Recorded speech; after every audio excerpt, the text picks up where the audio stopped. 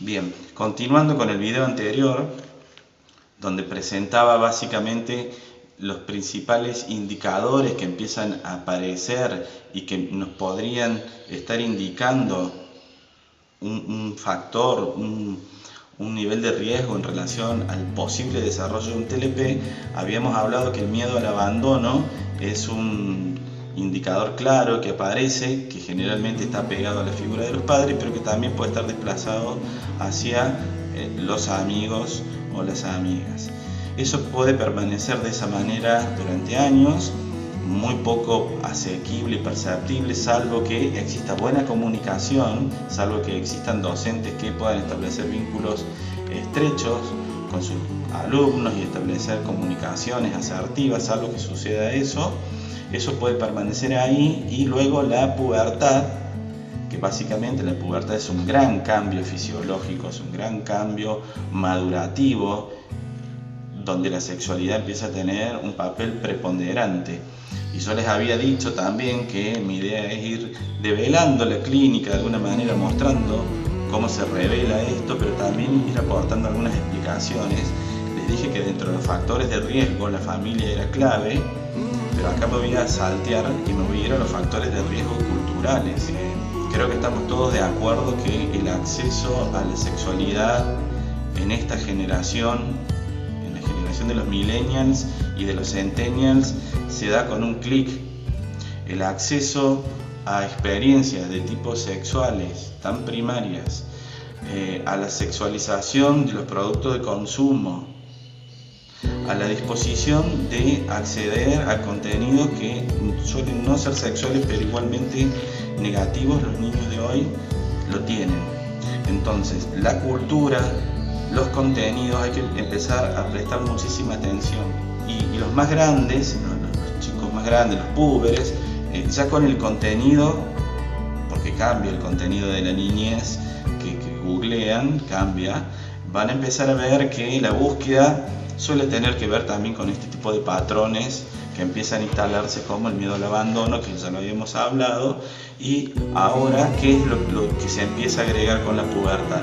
Empieza a suceder con la pubertad, no es ni más ni menos que lo que pasa con todos los púberes.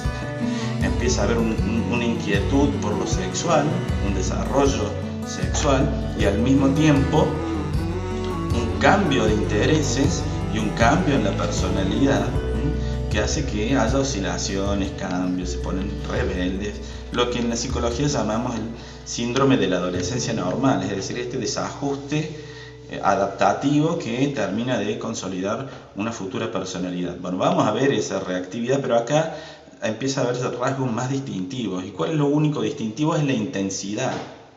No va a pasar nada muy distinto, pero acá va a ser mucho más intenso. ¿Y qué va a ser más intenso? Bueno, lo que va a ser más intenso es el miedo al abandono, el miedo a ser dejado o dejada. La dependencia va a ser más intensa, dependencia hacia terceros. Va a aparecer el cuerpo, que se vuelve muy importante, y empieza a ser una manera también de llamar la atención, una manera de conseguir cosas. Y ahí tenemos desde las somatizaciones, la manipulación, la sexualización del cuerpo, un abanico de posibilidades sumamente importante y cambios en la personalidad, claramente. Pero acá va a haber un rasgo de intensidad y va a haber un cambio no solo en la intensidad, sino también en la frecuencia. ¿Y de qué? Y bueno, acá empiezan a aparecer los cambios de humor. La sensación de vacío empieza a instalarse, es decir, más allá del miedo al abandono, empieza a instalarse la sensación de vacío, y a los 12, a los 13 años te relatan que de bien que están, aparece una sensación de hueco, de espacio vacío y de sensación de soledad tan profundo que no lo pueden explicar, pero les llega. Al mismo tiempo permanece la fantasía de que van a ser abandonados o no son lo suficientemente queridos, y este tipo de mensajes terminan de configurar una serie de predicados y un relato generalmente bastante pasivo, victimista, derrotista, y lo que de alguna manera lo llamamos como baja autoestima. Acá empieza a aparecer el relato, bueno, no valgo nada, a mí nunca me salen las cosas. Empiezan a aparecer este tipo de afirmaciones que no son ni más ni menos que consecuencias cognitivas de estos estados emocionales que han empezado a anidar y que muchas veces tienen alta relación con los factores de riesgo como la familia, la cultura, lo genético, lo psicológico y las comorbilidades, y a veces no. Sin embargo, empiezan a aparecer la sumatoria de síntomas. Eso también es muy importante.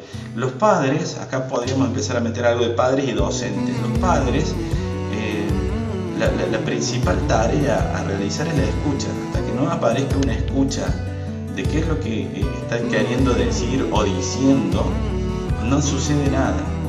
Y cuando hablo de escucha, es escucha totalmente pasiva. Si uno quisiera hacer las cosas bien como padre y como madre, debiera tomarse un tiempo de escucha pasiva, y eso significa ni más ni menos que prestar el oído y preguntar y mostrar interés, permitir que hable, dejar que cuente, porque esa es la primera tarea a realizar. De lo contrario, van a lograr que no hablen, no verbalicen y no corten el principal medio de acceso al mundo emocional, que es el lenguaje.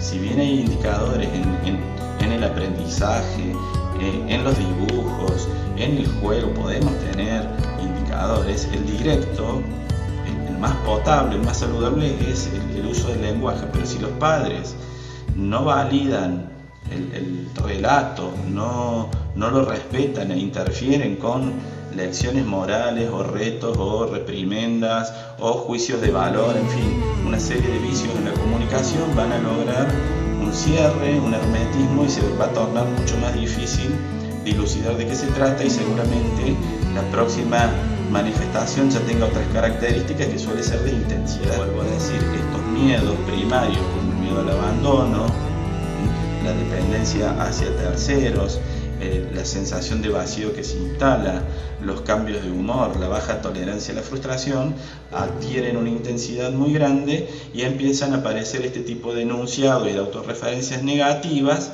que hace que el círculo vicioso comience a activarse.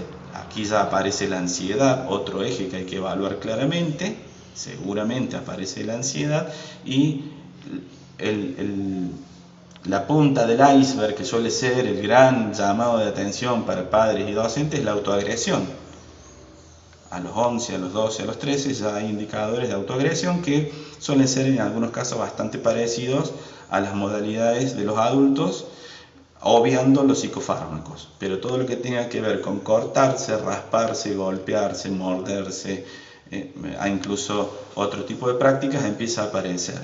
Y empiezan a relatar muy parecido a lo que relatan las personas con TLP, que prefieren el dolor físico al dolor del alma, al dolor emocional, y que lastimándose es una manera de parar la crisis y volver a la calma. Posterior a eso, el arrepentimiento, la decepción, la depresión, la validación de las cogniciones negativas. Entonces, fíjense en cómo lo psicológico también puede ser perfectamente una variable de riesgo. Próximo video seguiremos mostrando la clínica, que me faltan algunos aspectos de lo que uno va encontrando en niños y púberes, fundamentalmente en población escolarizada, mostrar los indicadores de riesgo. Hoy hablamos algo de cultura, tengan siempre presente y siempre interésense mucho y presten atención a qué están viendo, qué están consumiendo, qué están leyendo. Hay chicos que están, y niñas, a muy temprana edad, con contenidos muy específicos.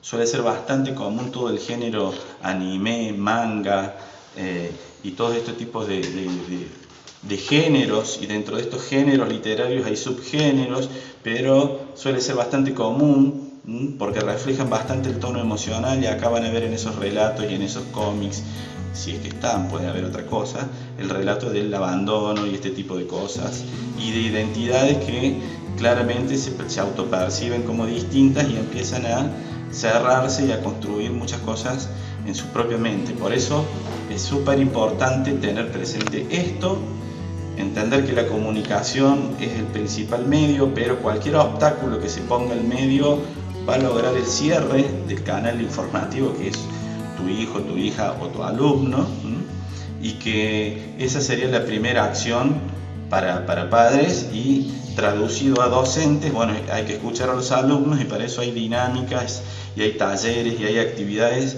de biografía, de escritura espontánea, de trabajo grupales que son muy buenos, que podremos hacer algunos tips si ustedes quieren. Bueno, así que ya lo saben, nos vemos la próxima.